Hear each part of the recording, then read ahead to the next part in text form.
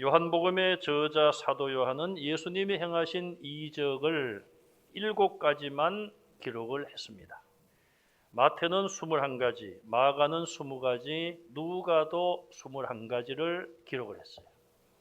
물론 예수님이 행하신 이적이 그 외에도 굉장히 많을 것입니다. 그런 왜 요한은 7가지만을 기록을 했을까? 우리가 요한복음을 지금 계속 말씀을 같이 나누고 있는데, 요한복음을 보면은 사건들이 그렇게 많지는 않아요. 7가지 이적을 기록했는데 이 이적도 그 의미가 상당히 있습니다. 예수님이 이 이적을 통하여 주시는 메시지가 뭐냐? 그리고 예수님의 그 긴 가르침의 말씀 혹은 대화의 말씀 속에서 그 의미가 무엇인가? 그런 방향에서 성경을 기록했기 때문에 마태, 마가, 누가복음과는 조금은 차이가 있음을 알 수가 있습니다. 사도 요한이 요한복음의 7가지 이적을 기록했는데 오늘 본문 11장에 나오는 나사로를 죽음에서 무덤에서 다시 살려내신 이적이 마지막 7번째 이적이에요.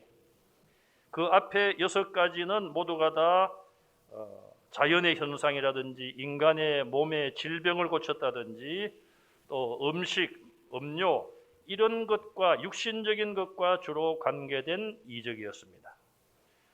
그러나 죽은 나사로를 살리신 7번째 이 마지막 이적은 세상의 문제를 뛰어넘어서 죽음과 죽음 이후의 문제를 다루고 있으며 하나님의 영역으로 이 문제를 옮겨가고 계심을 알 수가 있습니다.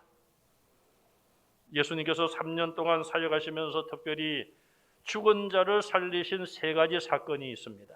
첫 번째는 마가복음 5장 41절에 죽은 후에 즉시 야이로의 딸을 살리셨습니다. 두 번째는 누가복음 7장 15절에 죽어서 장례를 하러 가는 행렬을 멈추시고 나인성 과부의 독자를 살리셨습니다. 이스라엘은 풍속이 사람이 죽으면은 당일날 장례를 합니다. 우리는 평상적으로 3일장, 주일이 끼면은 4일장, 요즘은 장례식장도 10,000원이고 화장장도 10,000원이어서 6일장으로 한다고 뉴스에서 보았습니다. 어쨌든 나인성 과부의 아들이 죽어 그날 장례를 바로 치르러 가는 그 행렬을 예수님이 멈추게 하시고 죽은 독자를 살리셨어요. 세 번째는 오늘 11장에 나오는 죽은 지 4일이 되어 무덤에 들어간 지 4일이 되어서 이미 시신이 썩기 시작을 했던 나사로를 살리신 사건입니다. 자, 우리 사람들의 생각은 어떨까요? 죽은 지 한 1시간 된 사람을 살렸다 누가? 그것도 참 대단한 일이다. 어떤 의학적인 힘이 아닙니다. 또 죽은 지 하루 가까이 된 사람을 살렸다? 그건 좀 더 대단한 일이고, 죽은 지 4일이 되어 시신이 부패하기 시작했는데 그 사람을 살렸다? 이거는 대단한 일이다. 물론 사람이기 때문에 그런 생각을 할 수가 있어요. 그러나 사실은 그 3가지 경우가 다 동일한 것이죠. 죽은 자를 살린다는 것은 인간의 영역으로, 인간의 힘으로 할 수 없는 일인 것이죠. 그래서 성경은 어쨌든 이 3가지를 시차를 두고 예수님이 죽은 자에 대한 시차를 3가지로 그렇게 말씀하시며, 예수님은 생명의 주인이시고 창조주시며 우리 생명을 주관하는 분으로 우리는 알 수가 있습니다. 오늘 본문으로 와서 마리아와 마르다 그리고 나사로의 가정, 이 가정에 대해서 먼저 보겠습니다. 이 3사람은 남매입니다. 그들이 살던 동네는 베다니예요. 베다니란 뜻은 무화과의 집, 무화과 나무가 많았던 것 같습니다. 두 번째는 고통의 집, 그런 뜻을 가지고 있는 동네예요. 성경에 이 베다니가 2곳에 나옵니다. 첫째는 요한복음 1장 28절에 보면은 세례 요한이 사람들에게 세례를 베풀던 요단강 동쪽 지역에 베단이라는 동네가 있습니다. 지금 본문에 현재 예수님이 계신 장소가 바로 요단강 동편의 베다니 동네에 계셨어요. 10장 40절에 올라가서 보면 사람들이 예수님을 잡아 해치려고 하자 예수님이 피하시고 베다니 동네로 가셨습니다. 수전절 때 수전절을 지키고 가셨고, 이제 유월절을 앞두고 유월절에 예루살렘으로 가시기 때문에 약 4개월 동안 베다니에서 머물면서 복음을 전하고 계셨고, 본문에 예수님이 현재 계신 장소가 바로 베다니. 두 번째 베다니는 누가복음 10장 38절에 보시면은 예수님이 복음을 전하러 요단강 서쪽입니다. 이제는 요단강을 중심으로 서쪽 예루살렘 남동쪽에 베단이라는 동네가 있는데, 복음을 거기서 전하시다가 마르다라는 여인이 예수님을 자기 집으로 영접했다, 이렇게 성경은 기록을 하고 있습니다. 마르다가 자기 집으로 영접했다는 걸 보면은 마르다가 맏언니, 장녀였고, 누가복음 10장 38절에는 나사로라는 이름은 나오지 않습니다. 아마 그래서 우리는 나사로를 마르다와 마리아의 오빠로 생각해 왔는데, 어떻게 보면은 남동생일 가능성이 더 큽니다. 어쨌든 마르다가 자기 집으로 예수님을 영접했죠. 그리고는 열심히 부엌에서 음식을 준비합니다. 귀하신 예수님을 대접하기 위해서 땀을 뻘뻘 흘리면서 혼자 힘을 쓰다가 가만히 보니 자기 동생 마리아가 자기를 돕지 않고 예수님 발치에 앉아서 예수님의 말씀을 듣고 있었습니다. 마르다가 화가 나서 예수님께 요청합니다. 예수님, 제 동생에게 좀 나를 도우라고 말씀해 주십시오. 그때 예수님은 몇 가지만 해도 괜찮고 한 가지만 해도 괜찮다, 이 말은 너무 나를 대접하기 위해서 힘을 쓰지 말라는 거예요. 그러면서 마리아는 더 좋은 것을 선택했으니까 그가 그것을 뺏기지 않으리라.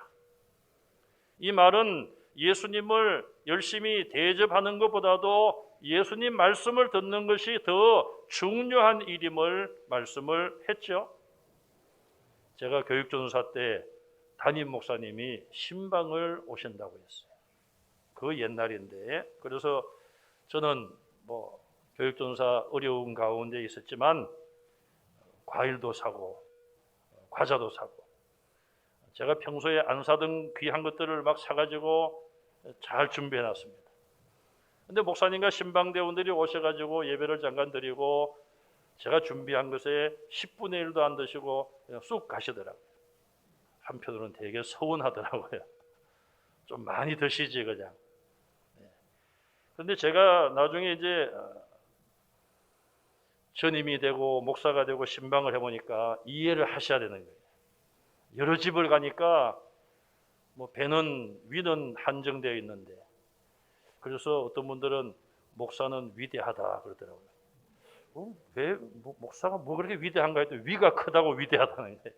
위가 크다. 그런 적이 있었어요.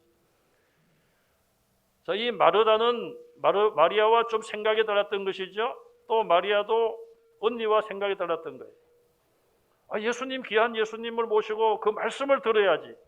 마르다는 아니야, 대접을 잘 해야지. 어쨌든 이렇게 예수님이 그 가정에 들어가시고 이렇게 만남이 시작이 되었죠. 그리고 성경을 보면은 예수님은 그 가정에 몇 번 갔느냐 기록은 안 되어 있지만 이렇게 친밀한 관계가 된 거예요. 요한복음 12장 3절에 또 마태복음 26장, 마가복음 14장에 보면 한 여인이 역시 베다니 동네 시몬의 집에서 예수님이 식사하실 때에 한 여인이 예수님의 머리에 비싼 나드 향을 붓고 머리털로 그 예수님의 그 기름을 붓고 닦았습니다.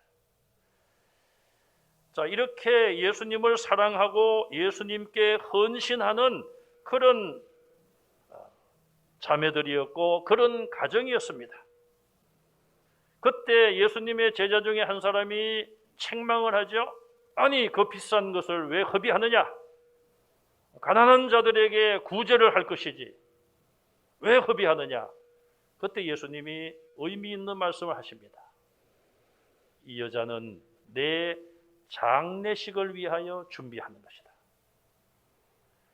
아무도 예수님의 제자들조차도 예수님이 그동안 십자가에 못 박혀 죽으실 것을 미리 말씀하셨지만은 거기에 대한 생각을 전혀 하지 못하고 있었습니다. 아무런 대비책도 없었어요. 물론 이 마리아가 귀한 향유를 주님의 머리에 부은 이 자체가 주님의 죽음을 예비한다는 의미에서 한 건 아닐 것입니다.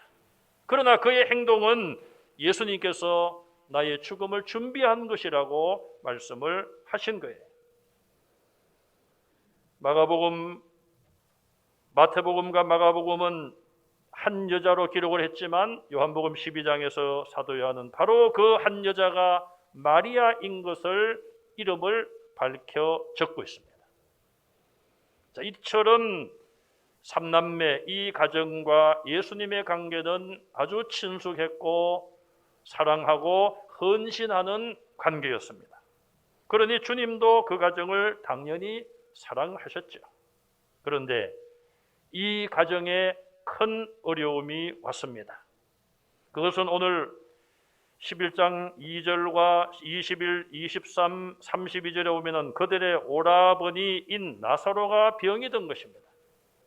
자, 우리 성경에 오라버니로 번역이 되었기 때문에 우리는 나사로를 그들의 오빠로 알고 쉬운 성경 같은 데 보면 오빠라고 번역을 하고 있습니다.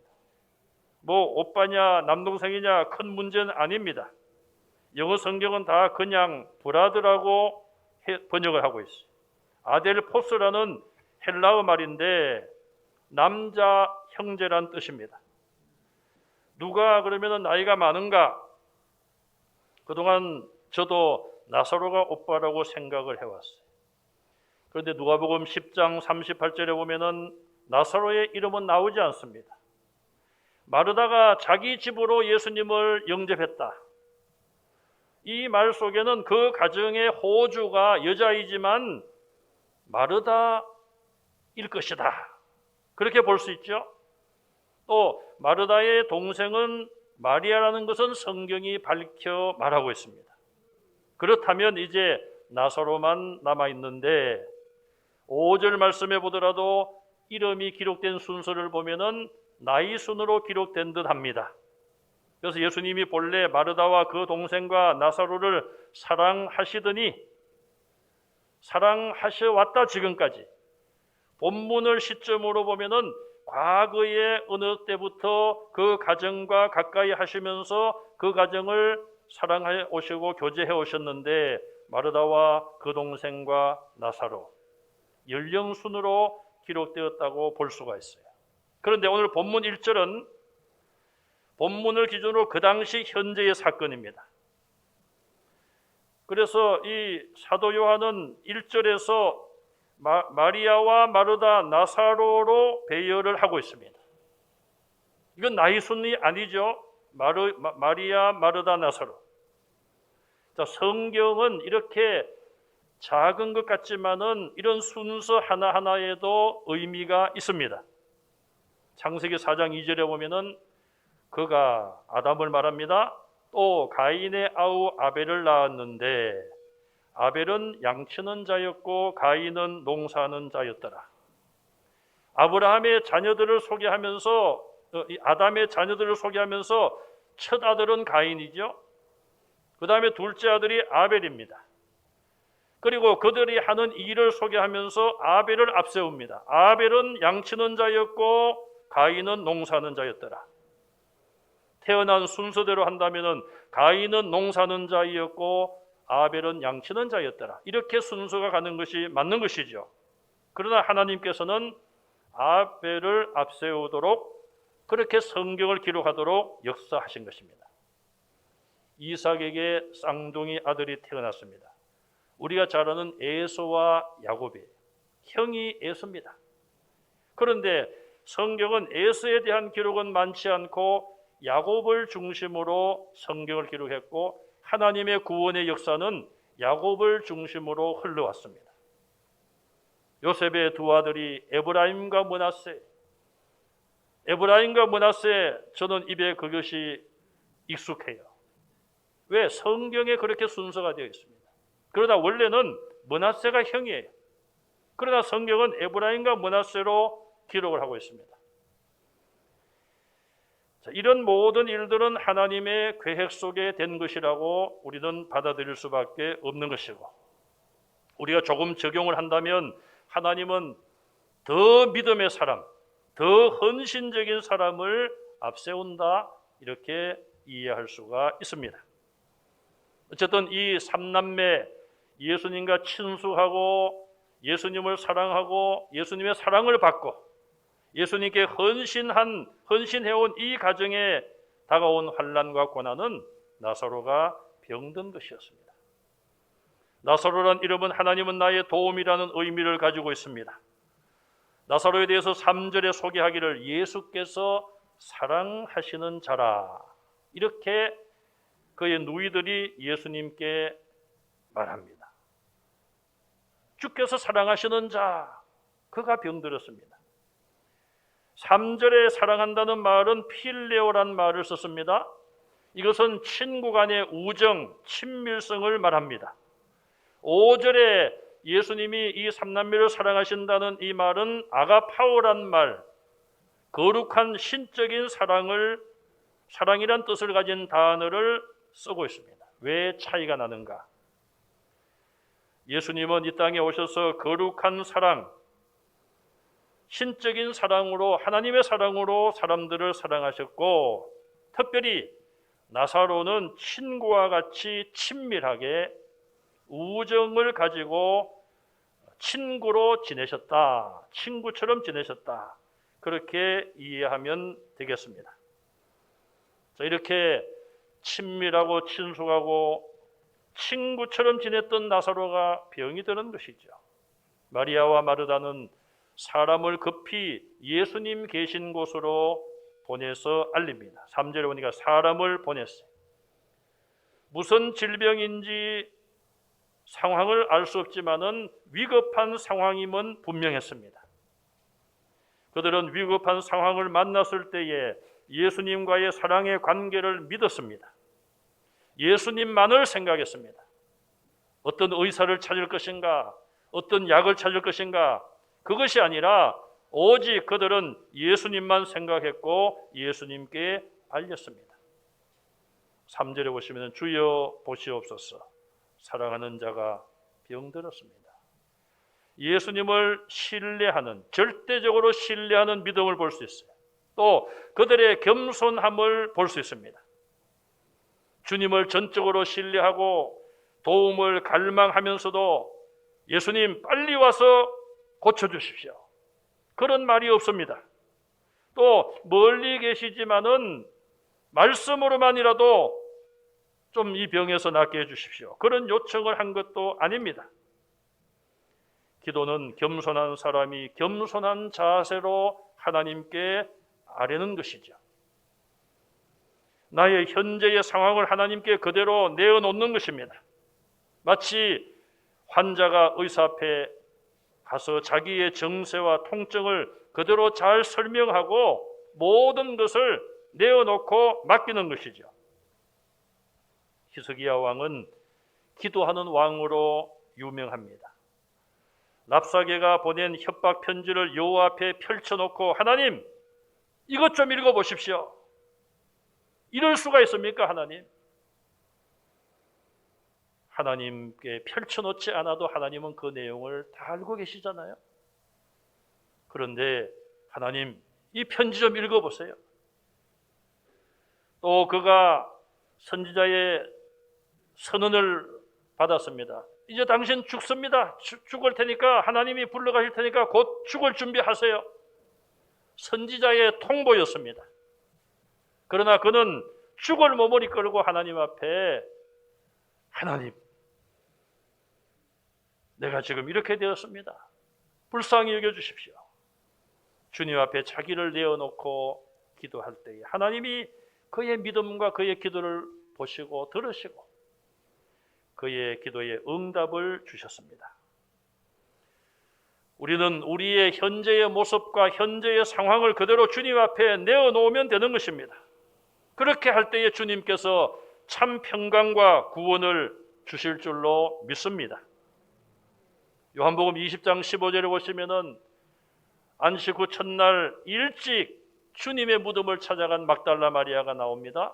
그가 빈 무덤을 보고 울며 서 있었습니다.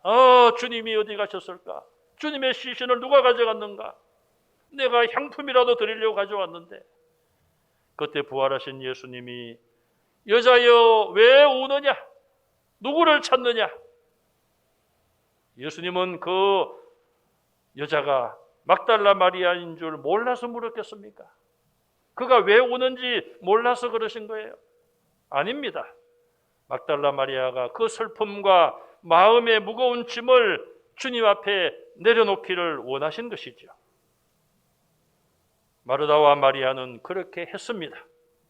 여러분들도 무거운 짐을 주님 앞에 다 내려놓기를 바랍니다. 기도는 명령이 아닙니다. 우리는 하나님 앞에 간구하는 것이죠. 내 형편을 하나님 앞에 그대로 아뢰는 것입니다. 아니 하나님은 전능하시니까 전지하시니까 다 아시는데 뭘 또 이야기해야 됩니까? 그렇지 않습니다. 내 길을 여호와께 맡기라. 그를 의지하면 그가 이루시리라. 우리는 주님 앞에 우리의 현재의 모습을, 우리의 연약함과 부족함을 있는 그대로 내어놓고 아뢰는 그런 기도의 사람들이 되시기를 간절히 바랍니다. 마리아와 마르다가 보낸 사람을 통하여 나사로가 병들어 중한 병에 들렸다는 이 말씀을 들은 예수님은 어떻게 하십니까? 마리아와 마르다는 자기 동생 나사로를 예수님께서 고치실 것으로 생각을 하고 사람을 보내어 알렸습니다. 예수님은 나사로의 병에 대해서 어떻게 하십니까? 의사가 환자가 오면은 진단을 하고 처방을 하지 않습니까? 그럼 예수님은 어떤 진단을 내리십니까?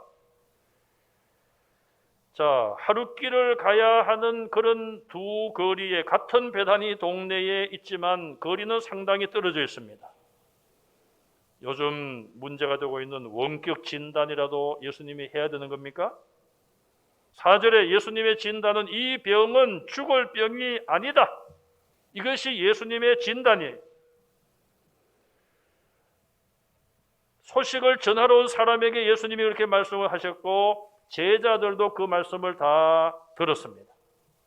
이 병은 죽을 병이 아니다. 신비롭고 비밀스러운 말씀이에요. 예수님은 나사로의 병이 어떻게 될지 결과를 알고 밝혀 확실하게 말씀하고 있습니다. 우리는 요한복음 9장 2절에 나면서 맹인된 자, 그를 놓고 제자들 사이에 이 사람이 맹인된 것이 부모의 죄 때문입니까? 자신의 죄 때문입니까? 논쟁이 일어났을 때 예수님께서 말씀하십니다. 하나님께서 하나님이 하실 일을 나타내실 것이다. 단언하고 선언하셨어요. 나사로의 이 병에 대해서도 예수님은 죽을 병이 아니라는 그런 결론을 내리셨습니다. 이 말은 자세히 들여다보면 죽음까지 갔다가 돌아온다는 의미가 들어있습니다. 철학자 키에르 케골은 오늘 본문에서 힌트를 얻어서 죽음에 이르는 병이라는 책을 썼다고 합니다. 그러나 그는 죽음에 이르는 병을 절망이라고 했습니다. 우리는 거꾸로 생명에 이르는 길은 예수 그리스도를 향한 소망이라고 말할 수가 있는 것이죠. 예수님의 진단은 간단한 것 같아요. 과연 나사로의 상황도 간단한 것일까요? 마리아가 나사로가 병들고 그 병이 심상치 않고 중병인 것을 알고 급히 사람을 예수님께 보냈습니다. 앞서 말씀드린 것처럼 두 동네의 거리는 하루 길 정도를 가야 되는 상당한 거리가 있습니다. 보냄을 받은 사람이 예수님께 가는데 하루 가까운 시간이 걸렸습니다. 나사로가 병들었다는 말을 예수님은 들었습니다. 6절에 그러나 이틀을 그곳에 더 계셨습니다. 그리고 이틀이 지나고 나서 이제는 유대로 가자. 베다니로 가셨는데 하루 가까이 시간이 걸리셨고 마리아와 마르다가 슬퍼하고 있는 베다니에 가셨어요. 베다니에 가셨을 때 이미 나사로는 무덤에 들어간 지 4일이 되었습니다. 시체가 부패하게 되었어요. 자, 이 시간을 우리가 정리해 보면은 마리아가 사람을 예수님에게 보내고 나서 그 사람이 예수님에게 가는 도중에 나사로가 죽었다고 짐작할 수가 있습니다. 그러므로 당일날 그들은 장례를 이미 치루었습니다. 나사로가 죽고 장례가 진행되는 동안에 이 보냄받은 사람은 예수님에게 가는 도중이었을 수도 있습니다. 그 말은 그 사람이 예수님께 도착했을 때 이미 나사로가 죽어서 무덤에 들어갔을 가능성이 큽니다. 그런데 왜 예수님은 그냥 죽을 병이 아니라고 말씀을 하셨을까요? 이미 나사로가 죽었고 장례가 진행되거나 끝났는데 예수님이 그것을 모르셨을까요? 전지하신 예수님은 아셨습니다. 그러나 죽을 병이 아니라고만 말씀을 하신 것이죠. 자, 그 다음에 오늘 본문을 보시면은 11절에 내려가서 보시면은 이틀이 지났습니다. 예수님께서 나사로가 잠들었으니 내가 깨우러 가겠노라. 이 잠은 죽음을 의미하는 것이고 14절에 가서 보면 더 분명하게 예수님께서 나사로가 죽었느니라 말씀하셨어요. 자, 그러면 4일째 되는 날 3일이 되고 4일 아침에 예수님이 그 동네를 떠나기 전에 나사로가 이미 죽었다고 말씀하셨던 그 시점에 예수님이 아셨는가? 아니면은 예수님에게 나사로의 죽음을 알리러 온 사람이 도착해서 그 이야기를 했을 때에 그 병은 죽을 병이 아니다 그렇게 말씀하셨을 때 이미 예수님은 나사로의 죽음에 대해서 아셨을까? 아니면 모르셨을까? 제가 앞에서 말씀을 드렸습니다. 죽은 지 몇 시간 후에 죽은 자를 살리거나 또 4일 된 나사로를 살리거나 이거는 하나님만이 하실 수 있는 일이요 예수님만이 하실 수 있는 일이에요. 시간에 관계없이 동등한 하나님의 능력, 예수님의 전능하심을 보여주고 있습니다. 나사로의 죽음에 대하여 예수님이 아시는 것 역시 4일째 되는 날이나 나사로가 죽은 바로 그 시점이나 예수님은 다 아신다는 것을 우리는 알 수가 있는 것이죠. 그러나 예수님은 무슨 뜻이 계셨는지 그가 지금 죽었다, 지금 장례식을 하고 있다 그렇게 말씀하신 것이 아니라 죽을 병이 아니라고 말씀을 하시면서 하나님과 예수님, 하나님의 아들이 그 일을 통하여 영광을 받을 것을 말씀하시면서 놀라운 일이 있을 것을 예고하고 있는 말씀이에요. 진단을 하신 예수님의 처방은 무엇입니까? 5절 이하에 보면 예수님이 마르다와 마리아, 나사로를 지금까지 사랑해 오셨는데 나사로가 병들었다 함을 들으시고 그 계신 곳에 이틀을 더 유하시고 이게 예수님의 처방이에요. 자, 과연 앞뒤가 맞습니까, 여러분? 앞뒤가 맞아요? 사랑하는 자가 병들었다는 말씀을 들었습니다. 그럼 어떤 처방을 내려야 됩니까? 예수님의 반응이 어떻게 해야 됩니까? 얘들아, 빨리 준비해서 베다니로 가자. 내가 사랑하는 나사로가 병들었다고 하니 중병에 걸린 것 같은데 빨리 가자. 이것이 일반적인 처방이 아니겠습니까? 그런데 예수님은 이틀을 그곳에 더 계셨다는 것이죠. 이 사실을 마리아와 마르다가 알았다면 그 당시에 얼마나 실망이 될까요? 뒤에 가면 그렇지 않아도 그런 말을 합니다. 아이고, 예수님이 여기 계셨으면 나사로가 죽지 않았을 것입니다. 그 말 속에는 멀리 계시지 않고 좀 가까이 계셨다면 나사로가 죽기 전에 와서 좀 기도했다면 살았을 텐데요. 왜 이렇게 늦게 왔습니까? 그런 의미가 들어있는 거예요. 예수님이 이틀을 유하신 이유가 무엇일까요? 9절 이하에 보면은 낮이 12시간이 아니냐, 사람이 낮에 다니면 빛을 보므로 실족하지 않지만 밤에 다니면 빛이 그에게 없으므로 실족한다고 말씀을 하셨습니다. 자, 이 말씀에 대한 여러 가지 해석, 긴 해석이 필요합니다만은 요약해서 말씀을 드린다면 열심히 하나님의 일을 하라는 거예요. 일할 수 있을 때 열심히 하라는 것이고, 하나님의 시간에 일하는 거예요. 하나님이 우리에게 시간을 주셨을 때 열심히 일하라는 것입니다. 유대로 가자 이 말씀을 하실 때 제자들이 뭐라고 말합니까? 예수님, 그곳에 가면 예수님을 잡으려고 하고 죽이려고 하는데 왜 갑니까? 그렇게 말렸죠. 그러나 예수님은 그들의 만류를 뿌리치고 베다니로 가셨고 예루살렘으로 나중에 가셨습니다. 왜? 하나님의 시간에 맞추신 거죠.